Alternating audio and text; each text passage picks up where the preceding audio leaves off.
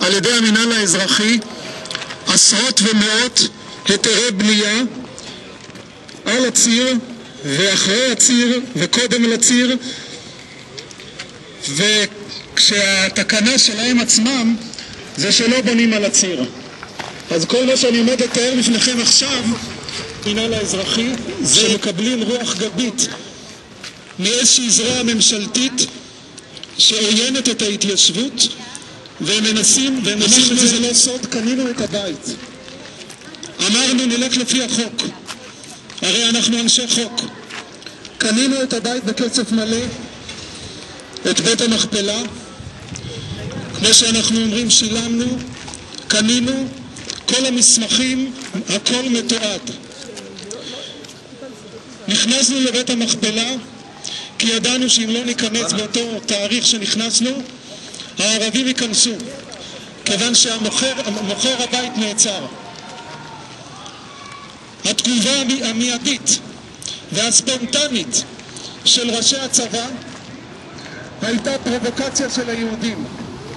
שימו לב, יהודי קונה בית בשדה המכפלה ונכנס לביתו אשר קנה, בעיני הצבא זה פרובוקציה על גבי כל היתרים שנותנים פה לערבים לבנות.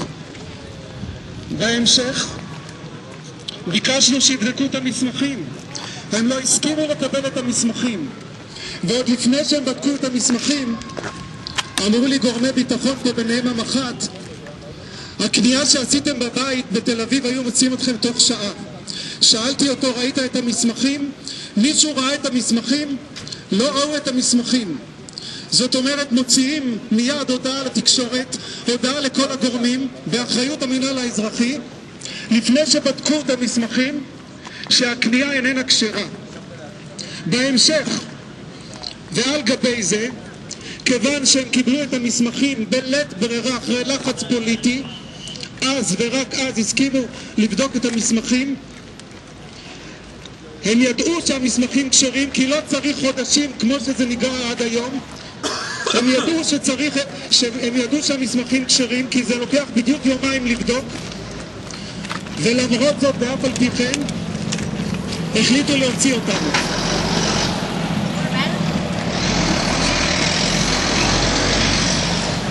ההחלטה להוציא את היהודים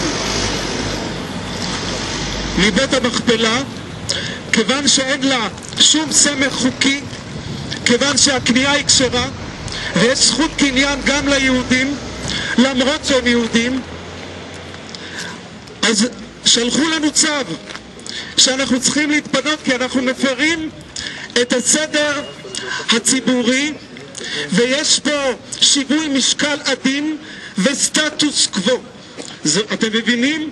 יש פה סטטוס קוו כשיש פה מאות ואלפי יחידות דיור שנבנים אצל הערבים, אבל צריך לשמור את הסטטוס קוו ואי אפשר שתישארו בבית.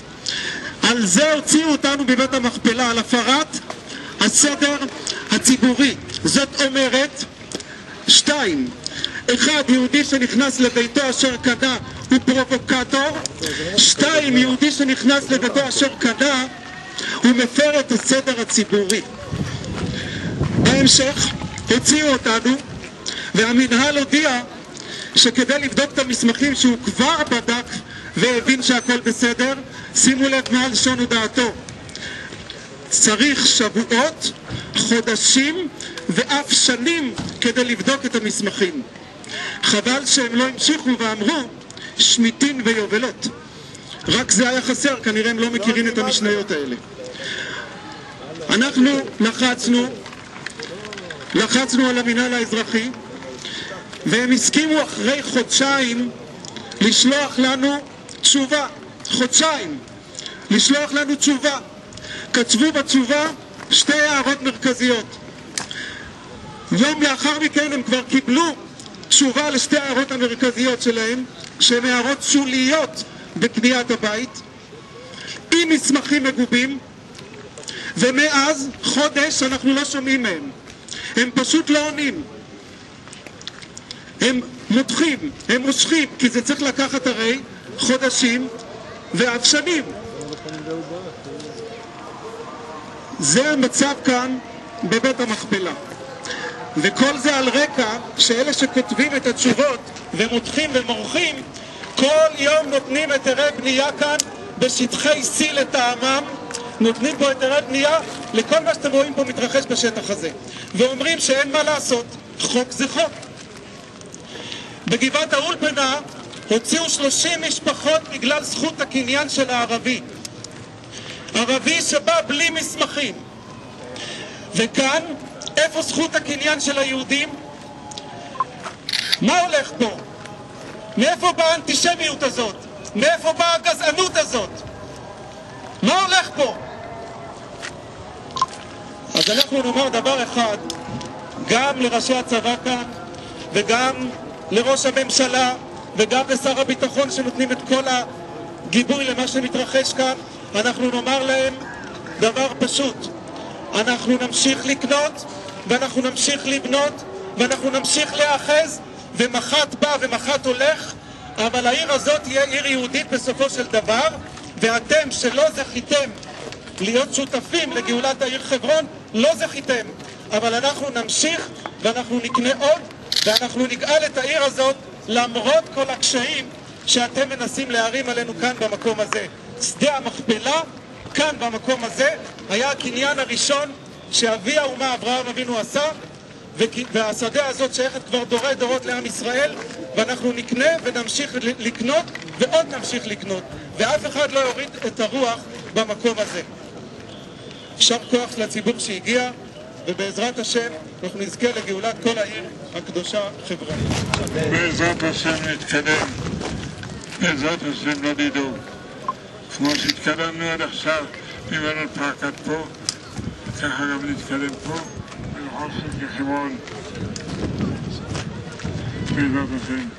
ברכה והצלחה לכל אלה שבאו, יהיה השם ירחם. צבא, מג"ב, רק נזכיר שאתמול היו פה כוחות של מג"ב במרחק, אפשר לראות בדיוק את המרחק, אפשר לראות פה בדיוק את המרחק של כוחות מג"ב ששומרים שלא יגנבו לנו את הבית מהמעל, ולמרות ניסיונות חוזרים ונשנים של גניבה של הדברים ותלונות שלנו במשטרה.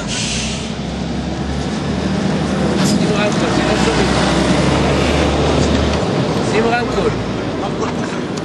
הסיפור הזה שאתמול שריפה של המכולה עם כל הציוד, זה לא חד פעמית אתמול באו ושרפו. זה שיא שהתחיל בגנבות קטנות, לקחת סכינים ופשוט לקרוע את השילוט. הולכים לתפילה, נמצאים פה, הולכים לישון, אז כל פעם הם בודקים את הערנות של השוטרי מג"ב שנמצאים פה מאחורינו. לצערנו הרב, או שהם עושים את זה בכוונה, או אם נדון אותם לכף זכות, אז הם עושים את זה שלא במודע, והם רואים את הערבים מסתובבים, ההוא שולף כיסא, ההוא שולף שולחן, ואין תשובה. בסופו של דבר זה יסתיים ככה. המזל הוא שהילדים שהיו פה אתמול, והיו פה ילדים במעל, שהגיע פה ג'יפ של משטרה, שמהר מאוד הרחיק אותם, שהאש רק נשארה בתוך המכל עצמו ולא התפשטה עליו. ובעזרת השם שעכשיו תהיה להם יותר ערנות לנושא, ומקווה שבעזרת השם בימים היותר קרובים פשוט ניכנס לתוך הבניין. אמן. אמן.